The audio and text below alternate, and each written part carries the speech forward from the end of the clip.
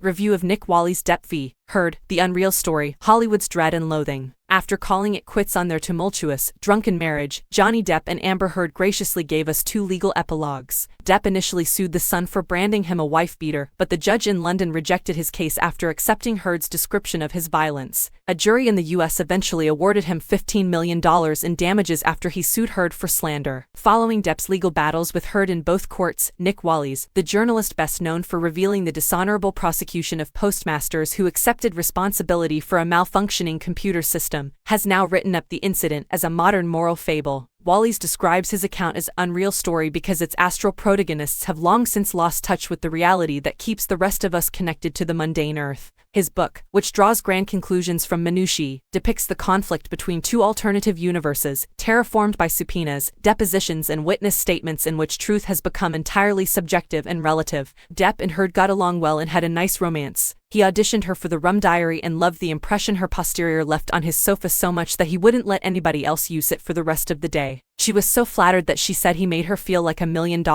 a regrettable figure of speech considering that she was later charged with being a gold digger. Having coupled, Johnny and Amber nicknamed themselves Steve and Slim, their homage to the characters played by Bogart and Bacall in To Have and Have Not, though they couldn't manage the wisecracking camaraderie of their models. In Howard Hawks' film, Bacall tells Bogart to whistle whenever he wants her, and saucily shows him how, you just put your lips together and blow. Heard improvised a variant during a foul-mouthed spat that she and Depp, narcissists to a fault, recorded on their phones. She told him to suck his own dick, then set a further challenge by ordering him to suck my dick. He asked for clarification, as if puzzled by a line reading in a rehearsal, suck my dick, or yours. Wally spares us the extra fellatio-ridden invitations that ensued, but it sounds as if they had already exhausted the available options. Depp, so adept at impersonating a southern gent, harbored inside himself an obscene thug he called the Monster. Heard found that the dapper Depp, so adept at impersonating a courtly southern gent, harbored inside himself an obscene thug he called the Monster. He traveled with an entourage of security guards whose job was to protect him from this indwelling Mr. Hyde.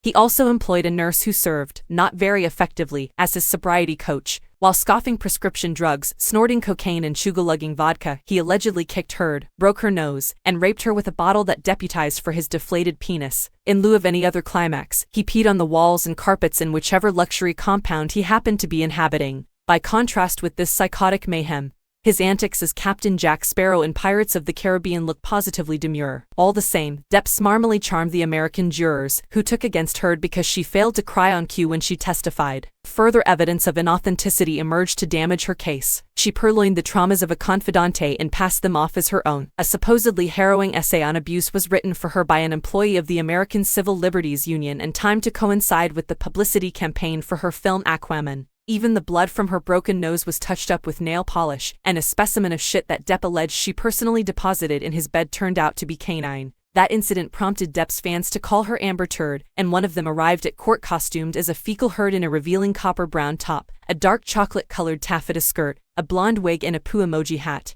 Others anonymously reviled her on social media as a scum whore or hoped she would die in overdose. Celebrities absorb the excess emotions that we can't expend in our actual lives, and while Depp undeservedly soaked up the love, Heard monopolized the hatred. The courtroom in this particular case appears to be the world, said the flustered American judge. To prove the point, some of the world's worst people slither through Wally's book. After her divorce, Heard dated Elon Musk, which left Depp frothing. He called his successor Mollusk, wondered if he had a pair, and threatened to slice off his dick. Depp's defense was planned by a lawyer who also represented Sergei Lavrov, Putin's scowling proxy, and the flunkies who managed his PR included a woman recruited from Trump's White House. Intriguingly, a website devoted to oozing out Trump propaganda spent at least $35,000 promoting pro-Depp, anti-Heard content on Facebook and Instagram. The link is logical enough. Trump and Depp are both embodiments of rampant, ruthless ID. Too recently for Wally's to have noticed, there was another walk-on. In March, Sarah Vine gushed in the Daily Mail that Boris Johnson was a charming rogue and the Captain Jack Sparrow of British politics the morning after he blustered through a Privileges Committee inquiry. Yes, our Prime Minister was a pirate for a period.